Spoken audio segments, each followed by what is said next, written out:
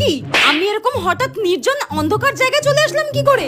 আর আমার গা হাত পা এরকম ঠান্ডা বরফের মতো কেন? কি আমি এরকম ভূতের মতো দেখতে হয়ে গেলাম কি করে?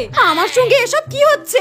এক মিনিট, আমি তো আমার বেস্ট ফ্রেন্ডের বয়ফ্রেন্ডের সঙ্গে ঘুরতে গিয়েছিলাম আর ও আমাকে কোল্ড ড্রিঙ্কস খেতে দিয়েছিল।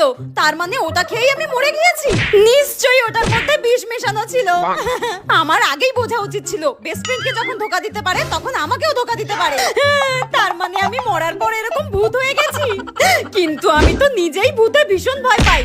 এক মিনিট, আমি তো নিজেই ভূত হয়ে গেছি, তাহলে আমি কেন এখন ভূতকে দেখে ভয় পেতে যাব? মরেই যখন গেছি আর একবার যখন ভূত হয়েই গেছি, তাহলে কেন না মানুষদেরকে ভয় দেখানো যাক, কারণ এখন তো আমি এখানকার ভূতেদের রানী।